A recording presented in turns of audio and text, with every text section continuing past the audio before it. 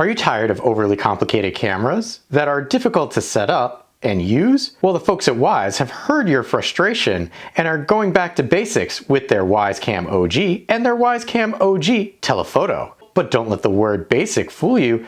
These cameras may look simple, but they pack a powerful punch. In this video, I'll show you Wyze is changing the game with their no-frills approach to security cameras. Hello, I'm Wander001, and this is my review of the Wyze Cam OG and the Wyze Cam OG Telephoto, or just OG and OGT for short. I had considered doing two separate reviews for these, however, they're pretty much basically the same camera minus a few things. One, on the OG, you have a spotlight. On the OGT, you've got 3 times zoom. And that's really the big difference. There are plenty of other things that we will talk about as we go along, but let's just concentrate right now on the OG, and we'll use this for our talk of dimensions and so forth. You are looking at a camera body that is 1.89 inches by 1.89 inches by 1.89 inches. Go figure, it's a perfect cube. The overall weight is 4.1 ounces. On the front of the camera of the OG, we've got an LED spotlight up here, which is 2 LED nodes at 500,000 Kelvin with 40 lumens. So it's not going to be super bright, but it gets the job done. Coming down, we have a total of 4 IR lights. We've got an LED indicator and our microphone. Right here, we have our CMOS image sensor. And if we bring over the OGT, notice it lacks the LED spotlight on top, but everything else is the same. It has the 4 IR lights, the status light, and our microphone. The big difference is this camera lens right here. The field of view on the OGT is 23.6 horizontal with 13.6 vertical. Bringing our OG back in focus, you are now looking at 102 horizontal and 54 vertical. So the big question between the two is, do you want to have a wide view of everything that's going on, or do you want a more focused, zoomed in view? Or, in some cases, creeper mode. The video resolution on both cameras is 1920 by 1080. That is high definition. Your daytime video frames per second on the OG and OGT are 20. They differ at night, with the OG at 15 frames a second and the OGT at 15. So you get slightly reduced frame rate. This is also a closer view. This does come into play with some of the video samples, which I'll be showing you later. Coming to the top of the camera, you will notice this little indicator right here, Wyze. This, if we pull this out, is actually a channel. Think of it as a cold shoe like you might have on some digital SLRs, which would allow you to stack your cameras on top of each other. However, that is a separate accessory that you would need to purchase for the Wyze Cam OG and OGT. Coming around to the back, we have our attached pigtail cable, so you cannot remove this, just like it was on the Wyze Cam version 3. Looking at the back of the pigtail for the OG and OGT, you'll notice that right in there, which is not focusing, is a micro USB port, which is rubberized around the opening, and that's what gives you your waterproofing. So you can take this end, stick it in there, and you can watch as it wraps itself around the other end. I prefer this style of weatherproofing because I feel a lot better about the way that this is connected, that you're not gonna get any water in here or into the back of the camera. So I'm happy that for the OG and OGT, that Wyze kept this style of weatherproofing for their camera. We have a speaker right there. The speaker allows you to enable two-way talk, as well as a Siren. Both OG and OGT have the Siren. And here's what it sounds like. Siren test, Wyze Cam OG. Siren test, Wyze Cam OG Telephoto. Moving on, we have underneath the camera, right there, we have our micro SD card slot and our setup button. The micro SD card slot has a nice bit of weather stripping right there to help protect it from the elements, because this is an indoor-outdoor camera at IP65 weather rating. The stand is vastly different than what you got with the original Wyze Cam version 3. Notice here, it was a pivoting, permanently mounted item. It was also magnetic. This stand, they've decided to save a little money by having a disc that spins up and locks it into place, as well as the ability to, once it is in place, quickly do that, it will allow you to articulate. However, it can only articulate one way. So you have to be very careful where that ball joint is. You'll notice down here there is optional mounting for the Wyze Cam stack. Again, accessory sold separately. And then here we have the base with 4 little rubber feeties to help keep it from slipping around, and then a channel for the mounting plate. Well, what do I mean by that? Well, each Wyze Cam OG and OGT will come with a mounting plate pre-attached. So I want you to be aware that it does not have to stay like that. You can take it off, and then when you do that, it simply removes like that. This is how you mount this to other locations. There are no magnets in here, so if you're gonna mount this anywhere, you will need to use the mounting plate. But speaking of the mounting plate, in the box you also get some mounting hardware for both the OG and OGT. You get a set of 2 screws and 2 anchors. You also get a wall wart with a USB to micro USB cable. It is a flat cable. It is the standard that you get with all of Wyze products. So it is a nice 6-foot cable. Coming back to our micro SD card slot, Wyze has stepped up their game in that now you can have up to 256 gigabytes of local storage, which is very important for something that Wyze touts as being able to use without a subscription. But because this is a smart camera, that means that there is a setup process. And I'm gonna tell you, Wyze has drastically changed the setup process for the OG and the OGT. So let's take a quick look at what that looks like. This will be setup process for the Wyze Cam OG. You're gonna wanna have your Wyze app. You'll need an account for this. You're gonna open it up and you're gonna press the plus sign in the upper left-hand corner. And then we're going to select add a device. In this case, we're going to be adding a camera, so we select camera, and then we find our camera from our list. Here's our OG. So you're gonna wanna make sure that you plug in your camera, and then we're gonna wait and see this flashing light. Ready to connect. So don't know if I moved that fast enough, but it did say ready to connect. So we're going to say next, because it is flashing red. I did hear ready to connect. So we are going to select begin the setup process. So it is searching for my device. So they're now using localized Bluetooth instead of a QR code, which is really good. You can see that it still is only a 2.4 gigahertz.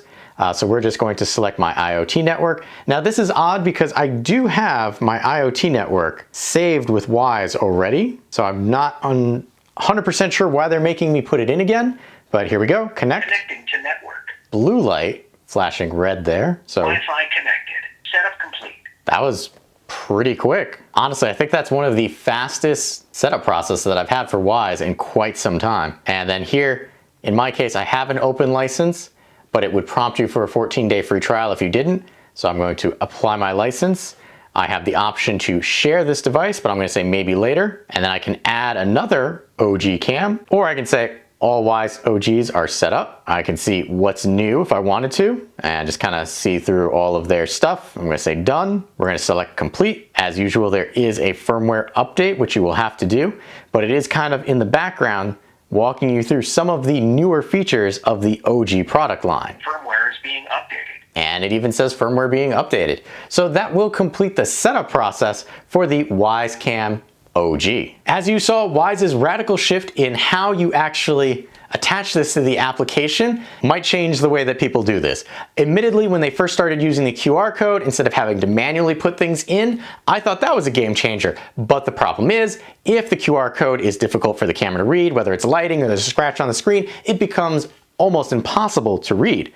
Using the new Bluetooth setup process, bing bang boom, you're done. I neglected to mention that both the OG and OGT have a colored night vision starlight sensor, meaning that they will be able to have colored night images as long as there's enough ambient light around. The OG will be able to have that colored night vision visible a little longer than the OGT, and that's partially due because of the pushed in field of view that this has. It does not have the ability to take in as much ambient light because it doesn't have access to it because of its narrow field of view. One of the big claims that Wyze has made is that with the OG and OGT, you will get push notifications much faster, and that includes their Wyze Cam Pro, which is saying something at the price point that these come in compared to the Wyze Cam Pro. And I think a lot of that is because Wyze went back to the drawing board and really redesigned these from the ground up. That's what the OG, original gangster, if you want to go that way, promise was, is that Wyze was making a affordable camera that still had all the bells and whistles that their original version 1 had in a new modern look. Admittedly, I did not get a Wyze camera when they were still doing the version 1. I got on the Wyze train around version 2, and I must say that these do feel like they've stuck to that. Now, these are not meant to replace the version 3, they're meant to be a starter tier. And part of that can be seen in the image quality. The version 3 is still going to have a sharper image than both the OG and the OGT. In fact, it is even more noticeable once you get into the starlight sensor and those colored night vision. The version 3 has sharper colored night vision than these do. That's not to say that these are bad, but one thing that the OG and OGT do vastly differently than the version 3 is the application. In fact, the reason I'm doing this review with both of them is because in the application, they're really meant to be used in tandem. So let's take a look at what that looks like in the app. This is the Wyze app for the Wyze OG and Wyze OG Telephoto. The application itself is actually very similar for the two. There's a few features that the OG has that the OG Telephoto does not have, but I will let you know when we get to parts that are telephoto related versus just plain OG related. I will also state that in a lot of areas, once we get in here, I'm actually utilizing a Cam Plus subscription on the OG and not on the OG Telephoto. One of the more radical design changes that you're going to notice for the OG and OG Telephoto is, well, the menu structure down here has greatly changed in comparison to previous Wyze Cam products. And this over here, this little free floating arrow. What is that? If I tap on that, that actually is a live view from my other camera. In this case, this is for my OG Telephoto. And while tapping twice to bring it up kind of shows you what's going on. Granted, this is kind of done at night, so it's not the greatest, but you get an idea that the telephoto right here is zoomed in on this portion of a tree, kind of showing you what the night vision mode looks like. I just did this a little too late to show you what the colored night vision looks like. However, because the OG Telephoto is focused in on something, the colored night vision needs a lot more. So like this one here, coming back to the other camera, this stayed color much longer. Here's a quick example of what the difference between the OG regular and the OG Telephoto looks like. We do have this in large screen mode, but if I pull it up over here, both these cameras are facing out my back window. So this right here is the view that the OG has. Notice how it has a wider field of view, and then same location, we bring it over to the Telephoto, and you can see it's zoomed in on this hedge line here, and you can see a little bit right there and there, which is kind of what I wanted, and you can see a pile of rocks back there. And if we pop this over again to the OG, not the Telephoto, you can see that's right over there. So even if I zoom in on the OG, I can still see that, but you can kind of tell it's getting blurry. But if we pop over again to the Telephoto, you can see it's kind of the same view as if I zoomed in, but with the Telephoto, I can zoom in even closer. So here, I can kind of get into that rock pile that my neighbor's piling up back there, and then I can kind of get really close to the bushes and see individual twigs and branches, and that's the big difference between the Telephoto and the OG. Now, one of the things is you might notice, hey, this is a little free floating thing. I can put this wherever I want it to go, which is kind of nice. The one thing, and if I tap this X, I can unlink. We're gonna say no because I don't want to unlink it. One thing that I don't particularly care for the free floating nature of this is if I put it down here, I wish that when I came back to the application, it would leave it down there. By default, it will always show up back up there regardless of which camera you go to. Tapping on our image will give us a lot of information. Over here, we can see that we are currently recording in HD. Tapping that, I can drop it down to standard def and then drop it down to 360 if I want it and back up to HD. You'll notice that the readout right there is going to change the bit rate, letting you know how much data you're actually using. You have a live right there, letting you know this is a live feed from the camera. Over here, we have the ability to tap on this and it will make this large screen view. So like this. This again is one of the things that I don't particularly care about with the camera itself is the way that it handles the large view and zooming. Before you could double tap and it would bring you in. Now you pinch to zoom and notice the image itself on the screen isn't getting bigger, but rather it's bringing you closer in. So I would have to either rotate my screen to make this full screen, or use that button right up there. You'll also notice that I have to pinch out to zoom all the way out again, as opposed to in the past where you could just double tap once you got to the full zoom extension and that would bring you all the way out. Again, not sure how I feel about that, but you can also see since I went out of the camera and came back, my arrow moved back up here, and I'm gonna put it back down there because that's where I want it to be. Back to the left-hand side here, for the Wyze Cam OG, not on the telephoto, we have an option to turn on the light. Now, this is kind of in a window right now, so it's gonna reflect back at us. But here, it did a quick color night vision grab because it thought there was enough light and then toggled itself off. Now we have our microphone. Turning that on will allow me to speak through the camera. Notice also that the volume is turned on so that you can hear anything that's being said on the other end. I'm going to tap that off and it'll automatically mute itself. If I want to, I could just unmute so that I can hear the audio from the camera itself. And I'm going to tap that back. Now, there is more to do here. You'll notice there's this little slider here. Well, look at that. It required me to drag it down before it zoomed into full screen mode. And then even then I have to pinch and move around. I do have all the camera controls that I had before, but now I have it on a larger screen and I still have access to that secondary window for the telephoto or whatever other camera I have linked to this. And I'm gonna hit back, which brings me back here. And this again is part of the frustration with this new design, which has specific elements for the OG and OG telephoto only. If I come down and show the menu, this is gonna give us access to a lot of things that were more accessible before. Right here we have SD card. Selecting SD card will show me all the recordings I have on this SD card and a timeline going across here. If there were any notable events, they would show up here as long as you had a Wyze Cam subscription. So if I come to Saturday, I have a complete timeline. I can select go live. I could select any date I want there. I also have the ability to select calendar, and whichever date I want, I could go, okay, do this date here, save, and that will load in that date. Notice there's nothing available. I can select go live, or within this window, I can take a photo if there was something happening, record if there was something that I could record, and then go to album. And the album is gonna be my saved photos, my saved videos, and then any time lapse. And coming back from here, I can select go live, and that brings me back to my live video. Right here, I could take a photo just like I could on the other page. I can also record, and that will record live.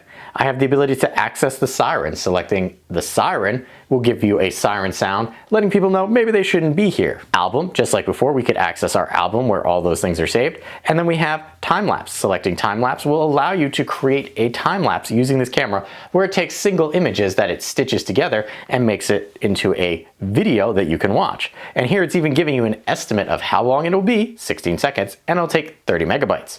Keep in mind, if you're going to use time-lapse, you do need to have an SD card in the camera. It does not save this particular functionality to the cloud. We also have the ability right here to turn off the camera. If I select this, the camera is no longer recording and will not be viewable by you until you come back and turn on the camera. This page, which it takes a little bit of time before it shows up here. So I can turn it on there, or I can come into the camera, open my menu, and come on to turn it on or turn it on from up here. I'm going to select turn on. We'll give it a moment to re-situate itself and then come down. We're gonna collapse the menu that was hidden. And here we have events. So right now, there are no people events, but there would be a little icon there letting you know, hey, I saw a person. Right now, it's letting me know, hey, I saw a bunch of motion events. I can come over here to the filter icon and select what I want to see from this. Now, the events here is because I have a Cam Plus subscription on this. If I select for this and select person and then hit save, I'm not going to see anything until I find one that has a person in it. This is really good because I can come in here and say, oh, it's a motion event or it's a person. I can click on it. It will show me exactly what it was. It'll show me what was triggered. That's pretty good. I can go back to live by selecting that. But let's say you don't have a Cam Plus subscription. And right now my telephoto does not. So what happens is you get this, a motion detection. Notice that image over there in the corner? That's letting you know, hey, I took a still frame. There's something that happened at 6:25. Well, what does that mean? That means if I have a micro SD card in here, I have to go to show, come over to SD card, and then try to scrub for around 6:25 to see if I can find what set that off. This is where, while yes, you can use the cameras without a Cam Plus subscription, it becomes difficult to do so, especially if you're using this for capturing people or what have you. I'm gonna bring this back around to the OG, not the OG Telephoto. Like I said, we can scrub through this and it will show us all the motion events. There are no people in my backyard at the moment, but the image or little depictions next to these would show any one of these filtered items: motion, sound, person, package, pet, and vehicle, as long as you have the subscription service. And that is everything that we can do camera control wise and recording wise for the Wyze Cam OG and Wyze Cam Telephoto. But if we come up to the top here, this is where we start getting into the settings. Right here you can see the OG has the Cam Plus subscription because it's indicated there. If I did not have that and I come over and I switch to the live stream of my telephoto, you'll notice it has the Get right there. So we're gonna swap back one more time and you can see how seamless it is to do that. I like that. I just wish that while this was free floating, pin it somewhere where I tell it to stay. Moving on to the right, we have our settings sprocket. Selecting this will bring us into our settings menu. Right here, we're gonna start at the top. You can see I have a name. You can change that if you want simply by tapping this. You have several predefined names right there, or you can type one in of your own. I'm going to select back, and we're going to come into detection settings. Right here we have the ability to make the motion sensitivity of our pixel-based camera more sensitive or less sensitive. I have it about 72. That is what works for me. You have detection zones. Right now I have this turned off, but if we turn this on, hypothetically, if I only care about this particular area, over here. This is the only thing that I want to get motion alerts for. This will allow me to highlight a specific area and then tell it, hey, only there. The beauty of this grid system is, let's say I want to monitor these two spaces. Well, if I had a box or a drag and drop, I couldn't have large gaps of space without dropping another area box, which depending on how many you get, you might run out of them. So here I could say, do this one, do this here, and do this here in the middle. So right there, 5 unique areas that I can monitor this way. If you want to get rid of something you saw, just run your finger over it again like I was doing, or you could hit clear and it gets rid of everything.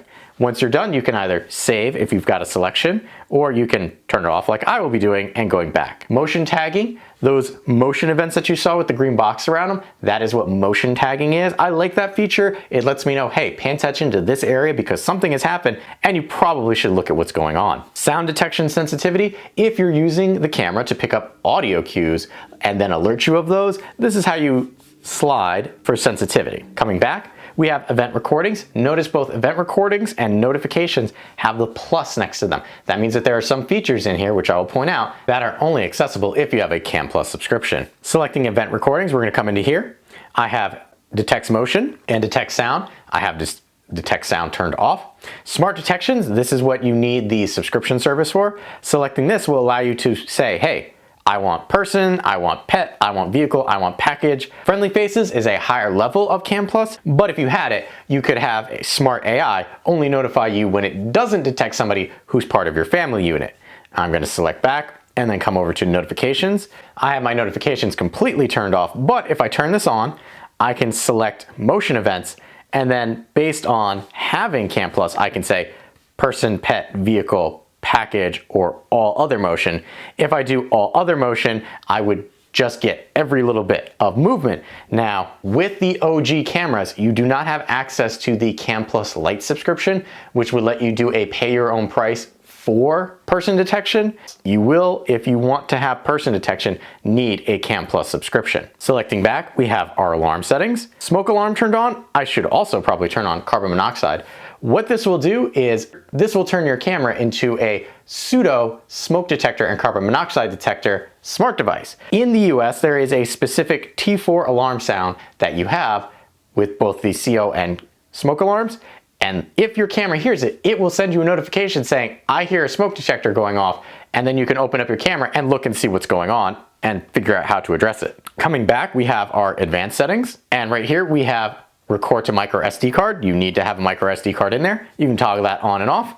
You have continuous recording or you have event recordings. I have it continuous, meaning 24/7 is recording to the SD card. If I select manage, this lets me know, hey, this is how much is being used. So you can see it's pretty much full and will rewrite itself, getting rid of the oldest. I can format this and clear everything off of this at once, or I can eject this to take it safely out of my camera. Here we have night vision mode, auto, on, and off.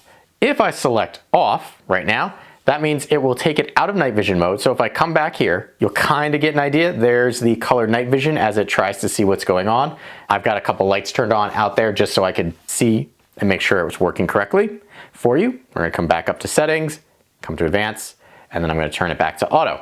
So I can either turn night vision on, have it on all the time, or I can turn it off completely. Camera status light, this is important if you're going to have the camera in sleep mode. I recommend leaving the status light on so that you know, hey, the camera is asleep and not actually watching me anymore. Night vision IR lights, again, I appreciate that Wyze allows you to turn these on and off because right now I have it facing out of a window. If I had the IR lights on, it would bounce all that back into the camera itself and it would look horrible. So the ability to toggle that on and off is great. Moving down, we have our timestamp watermark. So that little time that you saw in the corner, we have rotate image 180 degrees. Well, if you mount this camera upside down, you're gonna wanna have the image be right side up for you. In order to do that, you rotate your image 180 degrees and use this toggle right here.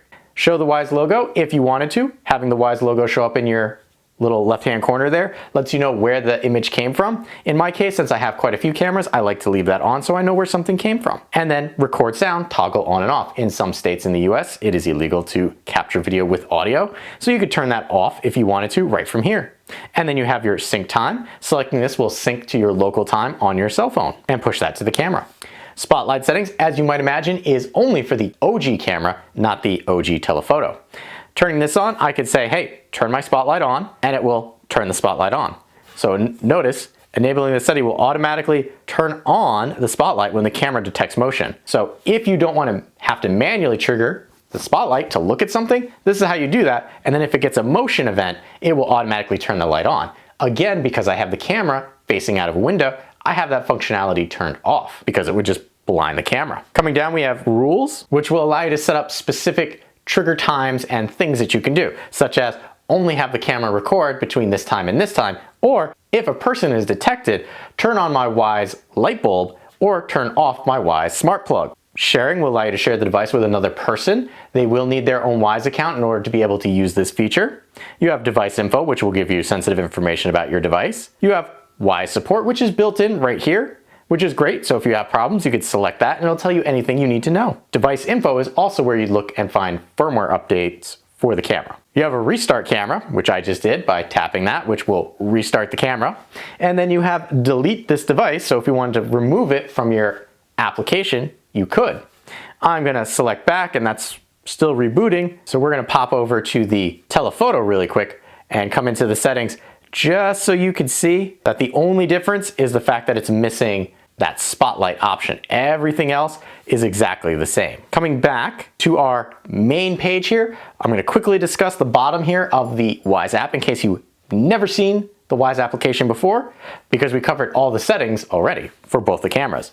Home, that's going to list out all of your cameras. If you're getting the OG, you probably are getting the OG Telephoto and OG as a bundle. So Home will list them both out and give you the ability to toggle them on and off.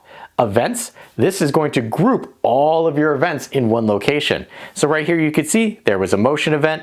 There's from the telephoto, that's a picture that it took, so a little less useful. You have the ability up here to move through a calendar. You can say, hey, just show me people. Notice there's no people right now. I can select motion. I can select what camera I want by clicking right there.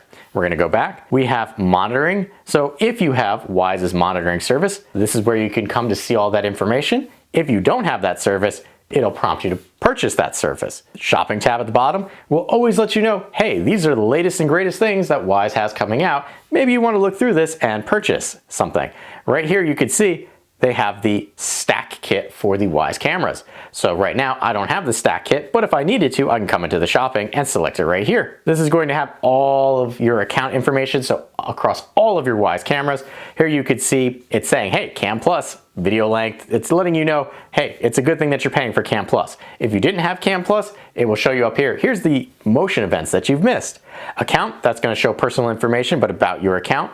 Home, you can have several different home locations set up, so you can manage them from there. Services, again, this is going to be managing your Cam Plus subscriptions. Security, just as it sounds, is security. Sharing across all of your cameras, not just a single one. Notifications, again, across all the cameras. Firmware update, I like this because I can come in here and say, hey, do any of my cameras or anything I have need a firmware? And It shows me everything's up to date, which is great. Smart integration, that's going to be with your Google Home and Alexa, so you will be able to view live feeds if you have smart devices with screens that support that. Rules, again, across all of your devices, community, support, and then app settings, and then about. And that has been everything that you can do in the Wyze application for both the Wyze Cam OG and the Wyze Cam OG Telephoto. There you saw, it's pretty interesting, the app design that they have for the OG and OGT.